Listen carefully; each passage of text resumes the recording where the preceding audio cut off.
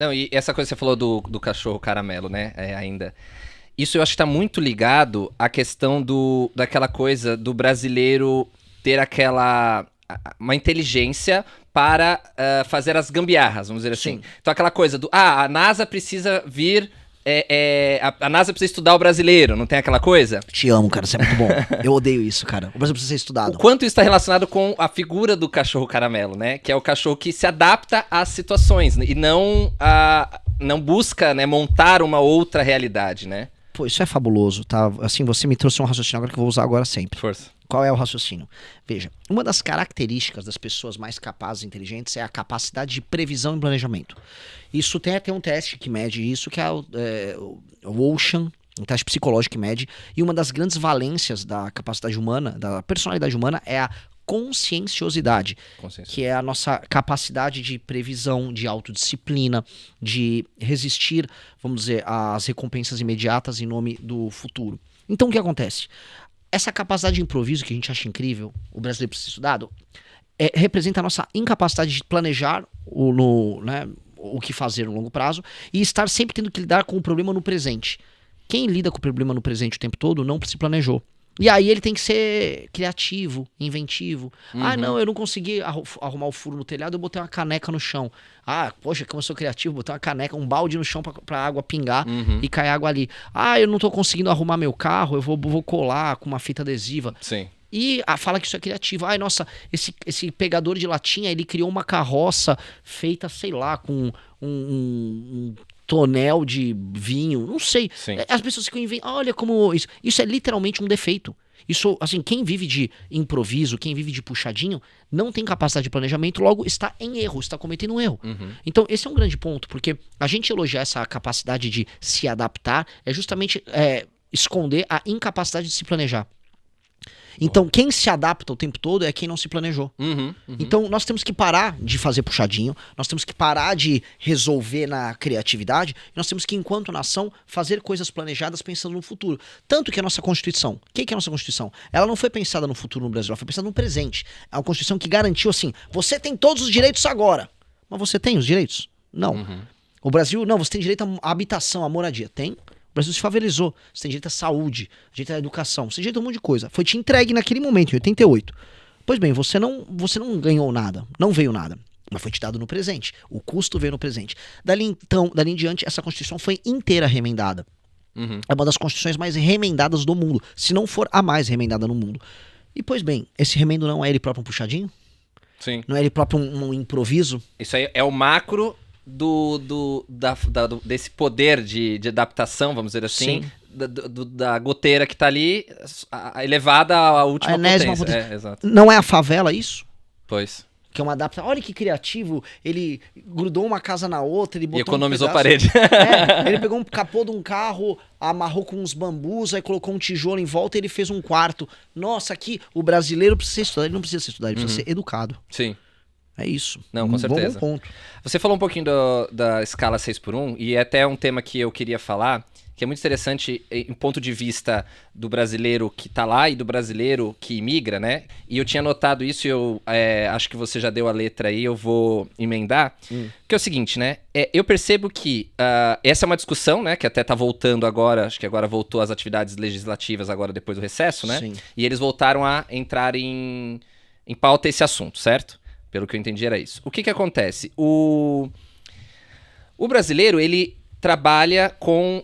o brasileiro está reivindicando nessa pauta que tenha uma escala de trabalho menor.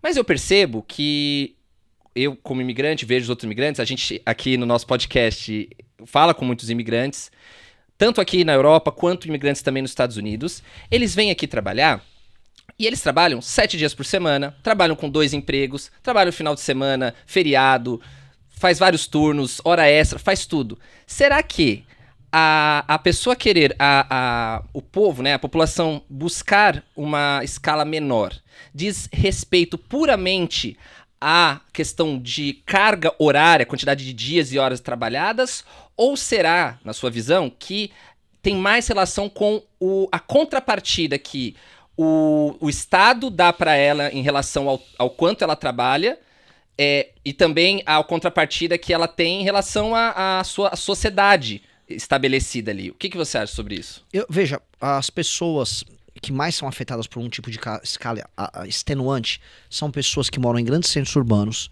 que moram longe das regiões mais centrais e são obrigadas a pegar vários transportes até chegar no seu trabalho e depois voltar. Tem gente em São Paulo, isso é normal, que gasta 2h30 para ir e 2h30 para voltar no trabalho, com um ônibus lotado, quente, um metrô lotado, um metrô quente, no verão isso é um inferno, a pessoa não fica com a família, a pessoa vai, faz tudo isso e ganha R$3.500 no mês. Uhum. Vale a pena, isso não é vida. Essa pessoa tá vivendo uma espécie de uma escravidão moderna. Uhum. Eu concordo com isso. O que eu quero falar pra essa pessoa, e é muito difícil falar, porque eu posso falar pra ela, virar e falar assim, meu querido amigo, é porque o seu patrão, o dono da padaria que você trabalha, está te roubando. O dono da padaria não está te roubando. Não é simples não assim, é né? simples assim. Entendeu? Você vive num país muito pouco produtivo, em que o seu trabalho não é recompensado. Isso se dá por muitas razões, por muitas escolhas erradas que todos nós fizemos no Brasil. E não é assim, numa canetada, que vai resolver. Uma dica que eu vou dar é: a gente pode até não se desgastar e eu ficar quieto sobre esse assunto como pré-candidato a presidente. Eu vou ficar quieto, porque o Flávio Bolsonaro vai ficar quieto. Isso se não votar a favor. Isso se não votar a favor. Ele vai ficar quieto. Ninguém vai fazer campanha contra. Eu posso só dar uma de oportunista. E dar uma dica, eu posso dar uma de oportunista e falar, grande conquista, vocês reduziram a carga semanal de trabalho, porque o projeto prevê isso, é uma redução da carga global de trabalho e, né, estabelecer uma escala máxima ali de dias consecutivos. Beleza, galera, vocês ouviram isso, é um caminho. Vai haver demissão, vai haver inflação e vai haver um caminho para a informalidade. Então, aquela loja que estava contratando a pessoa CLT sindicalizada, ela vai ter que contratar alguém por fora para cobrir aquele dia. Para cobrir aquele dia. E ela não vai poder contratar CLT. Sim. Só que aquela pessoa vai botar ela no pau se ela não contratar ela CLT. Ou vai fazer uma PJ. Tarará. E aí vira insegurança jurídica. Tudo isso vira custo. Claro.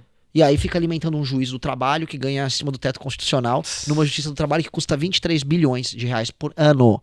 Se eu cortasse esses 23 bilhões de reais da justiça do trabalho, porque isso tudo pode ser assumido pela justiça civil. Não, esse negócio de ter justiça do trabalho é uma coisa brasileira e de algumas poucas nações. Você não precisa de um juizado especial para a parte do trabalho. Isso é um direito privado, entre privados, acordos celebrados entre privados. Você teria uma economia tão grande que a gente poderia tirar impostos na folha de pagamento e todo mundo se sentir um pouco mais recompensado, só de mexer nisso. Mas eu não acho que as pessoas querem ouvir isso que eu tô falando. Eu acho que é uma briga hoje perdida. Então talvez nós temos que deixar as pessoas seguirem o caminho da Erika Hilton, do Lula e dos bolsonaristas que vão ficar quietos sobre isso, e depois elas vão lidar com um problema, como já aconteceu muitas vezes no Brasil. Muitas vezes. As pessoas querem historinhas pra contar, querem uma historinha bonita. As pessoas acreditam nisso. E aí eu não sei, eu juro pra você assim, eu sei o caminho, eu olho pra isso, eu fico triste, não vou mudar minha posição, eu não vou adotar essa posição cômoda, vou perder os votos porque eu vou manter o que eu acho, vou manter o que eu penso, mas é triste, é triste, porque as pessoas olham, e o que é um ponto, as pessoas olham pra Coreia do Sul e falam, nossa, a Coreia do Sul é um país incrível, a Coreia do Sul é um país sensacional. Até os anos 90, a legislação trabalhista da Coreia do Sul, inclusive a legislação sobre sindicatos, ela era muito clara e muito simples. Uma geração inteira trabalhou bastante e subiu os níveis de vida dela absurdamente. Depois até vieram legislações que garantiam mais direitos sindicais, por exemplo. Mas mesmo assim, até hoje a legislação trabalhista na Coreia do Sul ela é muito mais aberta, muito mais simples do que a brasileira. Os coreanos vivem o resultado de terem tido um mercado de trabalho mais aberto e mais competitivo. A China vive também. A China não tem sindicato, a China não tem nada. A China, o mercado é super livre e o trabalhador chinês está vivendo melhor do que o trabalhador brasileiro. Então, nós temos que olhar e não ficar só, olha, a China é melhor porque não rouba. Tem muita corrupção na China. A China é melhor porque ela toma escolhas que às vezes você que está me vendo discorda. E os trabalhadores chineses não estão reclamando porque eles estão ganhando mais dos trabalhadores brasileiros. Mas, eu volto a colocar, é um daqueles temas que o brasileiro ainda está iludido. E acontece, né? É um tema que a esquerda está vencendo. Sim.